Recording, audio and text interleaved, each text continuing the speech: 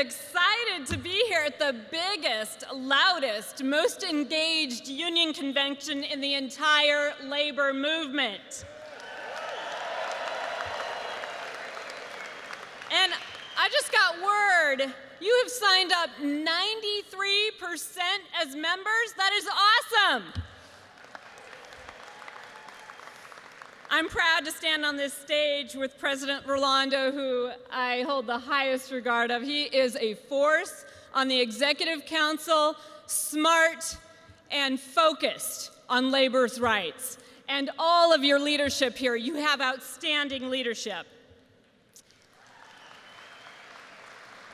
And I just have to take a moment. I think I heard Oregon in the house. Woo! Right on. So Jerry Lonergan, too, from Branch 2008 from Clearwater is in the room, I believe, and he helped me not get lost when we were walking on doors in 2016. Thanks so much, Jerry. And thanks to Patrick Mullen, who is the husband of my good friend, flight attendant Kathleen Mullen. I know you're here, too. So what's exciting is that we are all here together because we have our unions.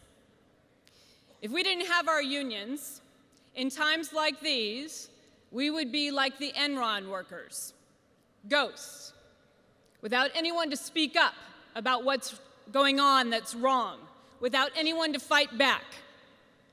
We have to remember every single day, every single minute, that it is because of our unions that we have the rights to stand up. It is because of our unions that we have the laws that confirm those rights. It is because of our unions that when people break those laws and try to isolate us from the rest of the world, that we can speak up and stand up and fight back.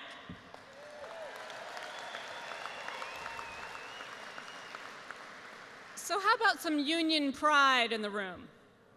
Can I hear everyone shout out their branch at the same time? Let me hear your pride in your branch. 1, 2, 3. That is what I'm talking about. The loudest, most engaged, exciting convention in the labor movement. With clear objectives, strong services, privatization, stopping a privatization plan from the White House, and fixing the retiree health care pre-funding. You have the means because you have an organized, engaged, and mobilized union. And smart leadership who provides solutions like the white paper prepared for the White House Task Force on the Postal Service. You know, I've been in a lot of boardrooms, and I just want to tell you, these people who want all the money and all the control, they do not have the corner market on smarts. So, because you do, and you have chosen smart leadership, you are driving the conversation even in the worst of times. And that is pretty awesome. And you're engaging your community in your struggle that's really about fighting for them. 80% approval of the Postal Service, let's take that for a political spin. You know, laws are only gained because we fight for them. Laws are only enforced because we have a union to call out the violations. And we keep the good going. 26 years of Stamp Out Hunger, our nation's largest one-day food collection, driven by all of you good union members. Congratulations to you. You make me so proud.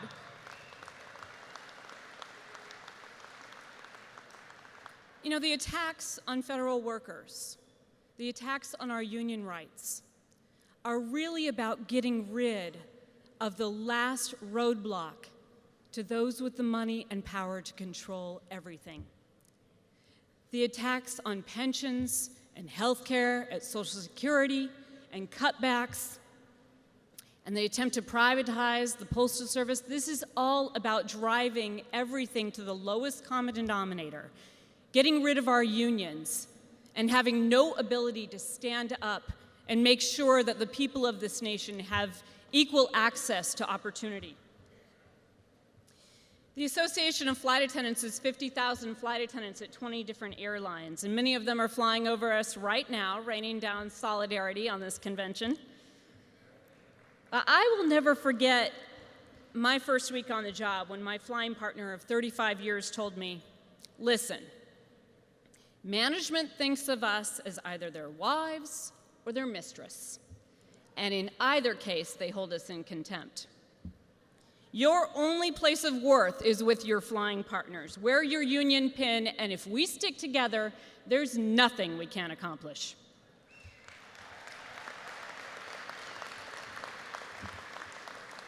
We beat back incredible discrimination, including stepping on the weight scale until 1993 before we could fly. We gained safety and health protections and confirmed our role as aviation's first responders. Mother Jones told us that Rockefeller and his gang of thieves made the ladies, but God Almighty made women. These flight attendants, 80% organized, claimed our place as women, and even fought to make sure that men could have the same rights on the job as us. But through globalization, we're fighting these same fights again. They want to take us back to the lowest common denominator. They want to have airlines flagged in countries where there are no labor standards, where women do not have a vote or a say, and where LGBTQ people are stoned.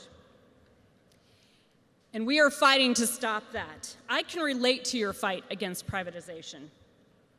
Today, efforts to privatize government functions are more attempts to allow corporations to control the narrative. The Orlando Airport Authority tried to privatize security just a few months ago. Now, I went to the hearing on this issue, and I was horribly sick that morning. I wasn't sure that I could lift my head or move without getting sick. All morning long, I kept saying the names of my friends over and over again who died on Flight 175, the flight I had worked the week before it flew into the South Tower of the World Trade Center. Said their names: Amy, Michael, Robert, Catherine, Amy, Alicia, Al, Jesus, Marianne, over and over again. Security had changed to a defined government role after 9/11, rather than a function of airlines that airlines had to perform and put out to the lowest bidder. My friends died, and by God, this country will not forget. I made it to that hearing, I testified to that fact, and just last month, Orlando announced we had won and beat privatization again.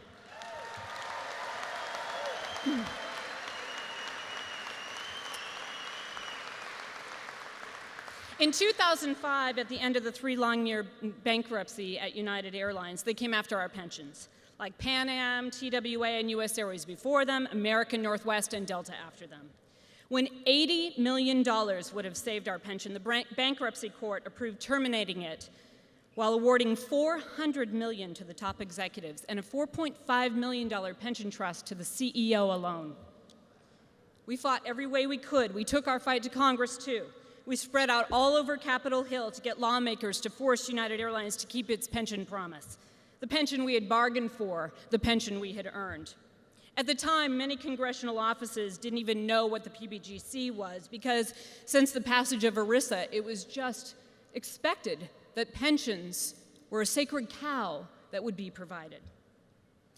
Then, when the White House plan to privatize Social Security didn't work, the attack turned to defined benefit pension plans, and it turned to privatizing the post office too, at the exact same time, and that is when the retiree pre-funding mandate was passed.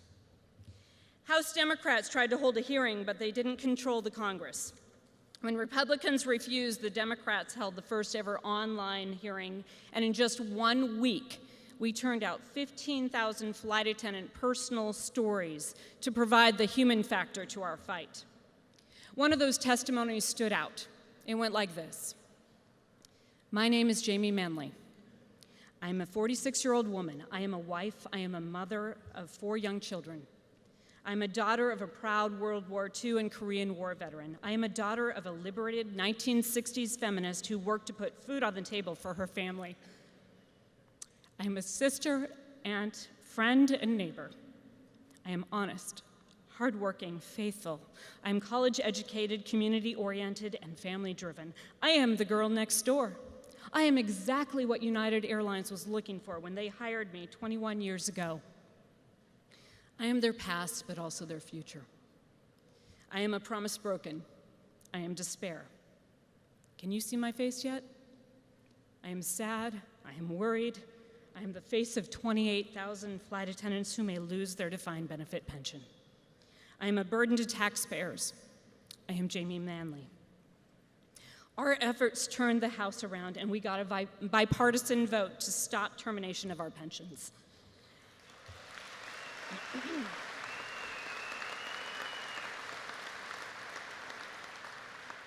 And Mother Jones told us, we will fight and win, and we will fight and lose. But above all else, we must fight.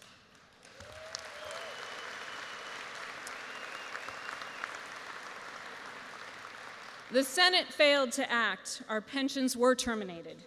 But because we fought, we doubled the amount United was willing to pay in a pension replacement plan, and we saved retiree health care for our retirees.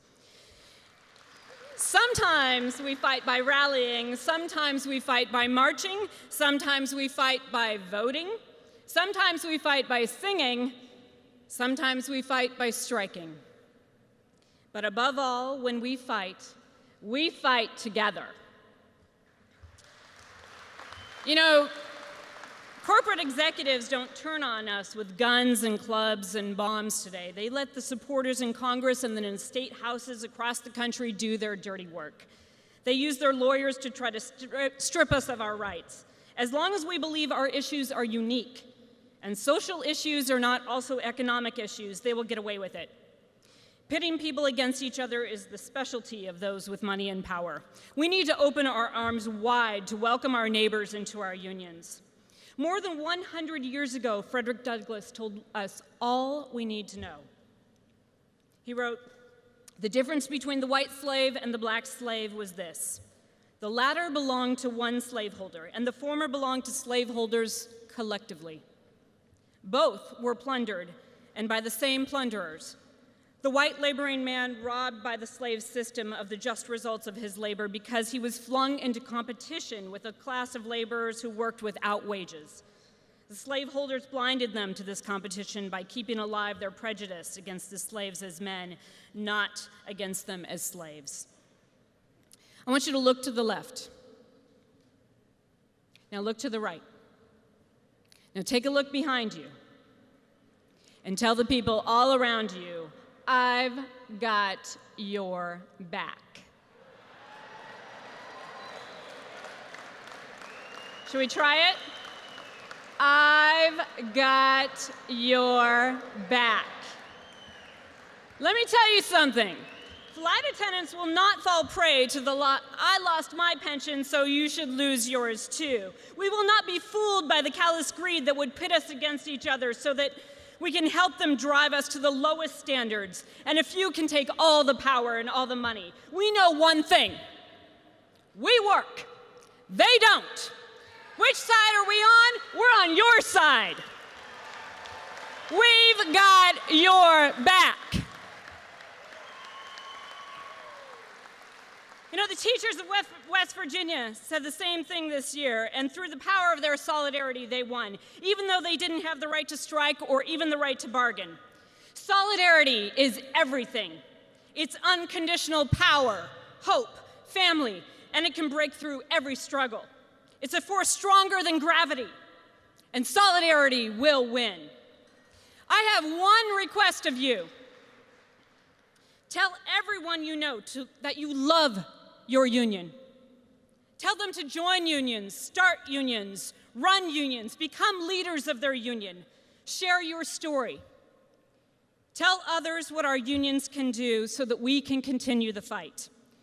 If each of us in this room talks with just 10 people a day, in 1 month's time, we've shared this message with 1.5 million people.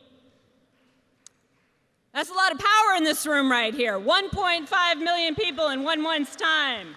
And who has better access to the public than flight attendants and letter carriers? We are quite a team. We have to build the strengths of our union to keep up the fight, to serve as the check on greed.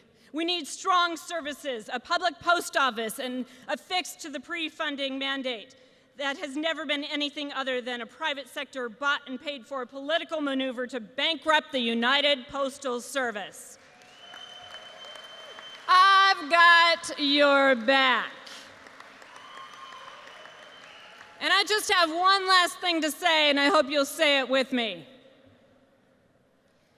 This land is your land, this land is my land, from California to the New York Island, from the Redwood Forest to the Gulf Stream waters. This land was made for you and me. Nobody living can ever stop me as I go walking that freedom highway. Nobody living can ever make me turn back. This land was made for you and me. One more time. This land is your land. This land is my land. From California to the New York Island, from the Redwood Forest to the Gulf Stream waters. This land was made for you and me. Solidarity forever!